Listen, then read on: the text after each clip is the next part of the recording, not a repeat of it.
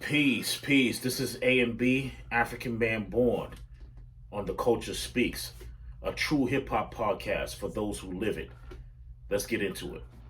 I am hip-hop culture, predator to vultures. Rappers getting high, spitting lines, I be sober. Never need an entourage, Pano down who holds us down when I come around. Massachusetts soul child, say me in your mask suit. Knowledge will surpass you. Silly rap crews, walking shady as they move. I am the God man, I be living in the proof. I'm ready. I be teaching all the youth on the elements they use. Turn the television off. All the lies got us pruned like an old plum. Government is plotting on our sons, and we disrespect our daughters as we living in the slum.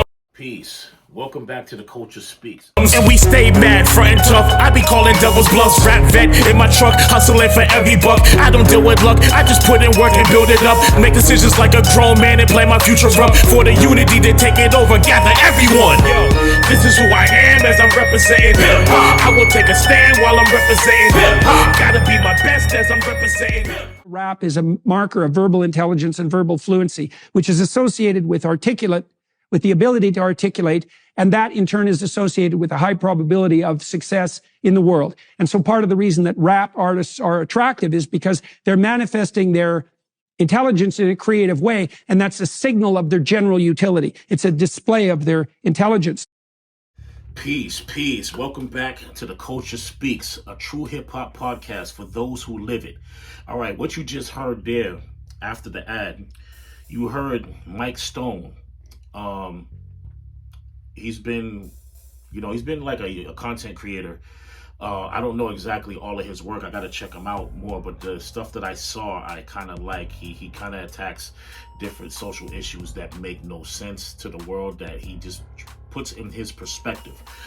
Check him out. It's Mike Stone on Instagram. I think you can see that on Facebook, YouTube, all of that. Look him up.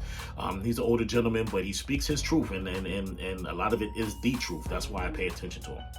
All right. And he spoke on his view on what rap is. He looks at rap as intelligent. He looks at rap as the reason why it's so attractive is because it requires intelligence. So now, when you think about rap, right? Why do you think that the hip hop industry has no intelligence in what they show you? Because it's an intelligent design to kill intelligence within the actual genre. And I say that because a lot of rappers now, right? Everybody's looking for a vibe. The young cats looking for a vibe, and I'm not mad at them for that. You know I'm not mad at them for that because that's what they're used to. If they did that in 92, 93, we would be used to it. You see what I'm saying? I just turned 45 on Thursday. So I'm not used to that. I'm used to the Rakims, the KRS-Ones, the Grand Nubians. I'm used to the Public Enemies, but that doesn't give me the right to knock what they're doing in the sense of this is what they like. I can't knock what you like. My problem with rap now is that it's been watered down to make these young cats who actually have potential to being great leaders and movers of the new world, all right, to become more docile, stupid, and hooked on drugs. It's not your fault, young people, but it's your responsibility. And does that suck? So this subject that I'm doing, the reason why I did this subject is because really it's a book that I'm writing. And I wrote this book, I wrote two books. One was real small. It was called the God MC's, it's the God MC Steps to Writing Balanced Hip Hop Music. I want to combine that book because I was supposed to drop that in 2018. And I want to update it. I took that book and I started writing Rapology around 2018. I want to pretty much put that book together and just put Rapology. So the book is going to be titled Rapology. I don't know when I'm going to put it out because I'm still not done with it. I have to get it. I'm pretty much rewriting the book now. All right. And the reason why I'm writing that book is I feel like we need, as MCs and as shapers of hip hop, while we're in our 40s, even in our 30s, and some of y'all in your 20s, we need to start writing actual literature that can shape what the culture is. We need to be reading more, we need to be studying more, and we need to be building more. You know what I'm saying? Now, I read many different authors, My favorite author is Malachi Z. York. All right, and I write. He always specifically told us on different videos and lectures that we need to spend more time reading in order to be the teachers that you want to be. So this is my attempt by way of hip hop to be the teachers. Now I'm not going to teach it like him because I can't be him. He's a master teacher. Me, I'm just a student, right? But I can teach you how to master this rap craft the best way you can. So but you got to know the history. Just like I'm teaching you in the Culture Speaks, it's designed to give you a historical reference to culture, but also revamp what the culture is to balance things out. So that's why I do this show. You know what I mean? You've seen other shows I have. I have Random Thoughts and Random Rant of the Day. Those are randomly done, of course. I'm probably going to do one right after I do this episode. But what I'm telling you is there's more to rap than just putting words together to get a bunch of streams and a bunch of money.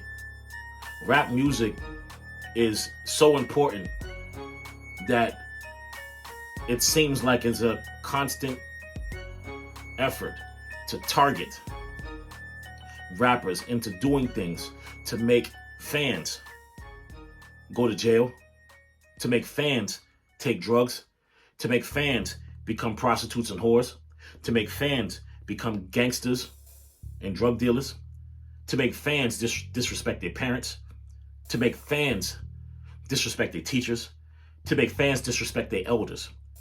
Hip hop is no different from any other Nubian culture, and I'm gonna get into that on the next episode.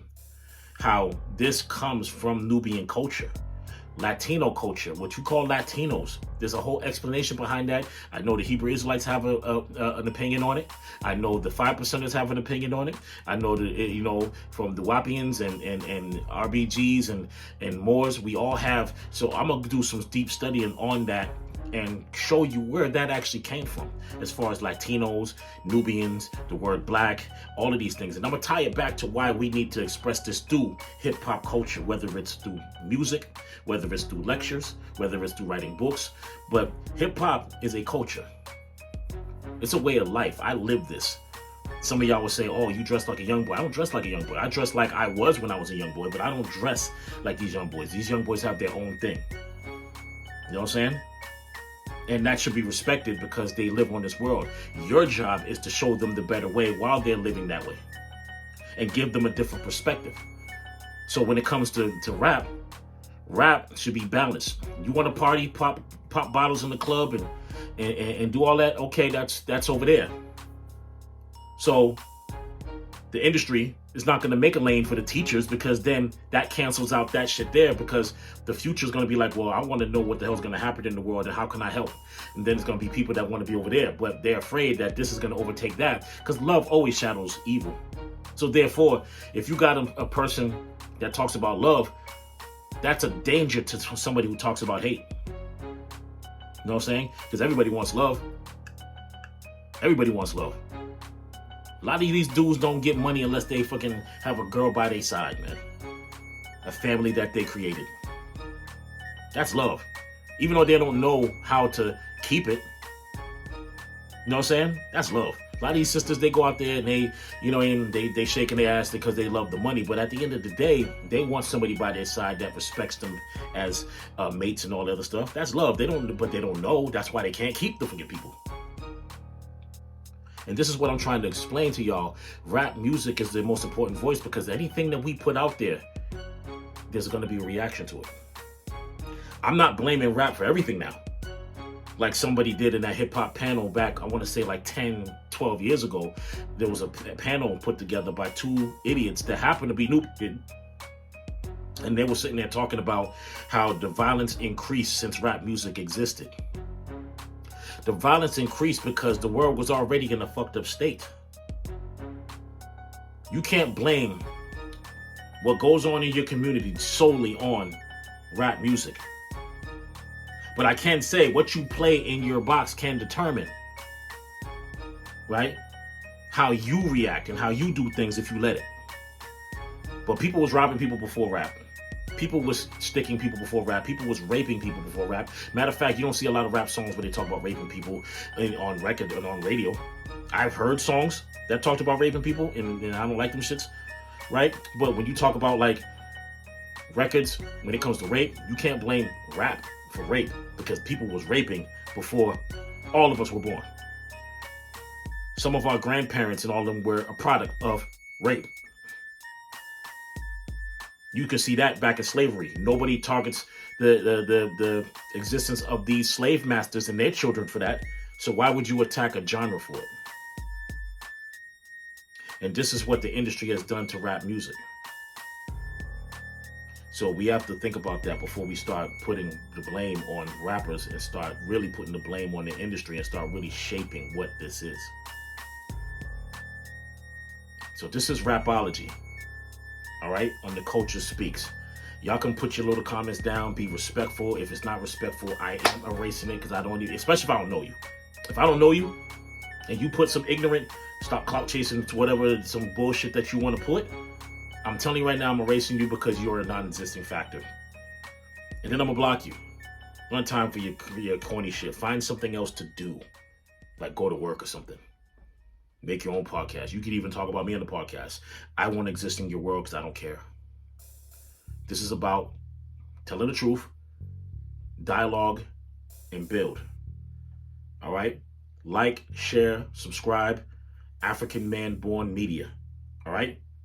We'll see you on the next episode of The Culture Speaks, a true podcast for those who live it. Peace.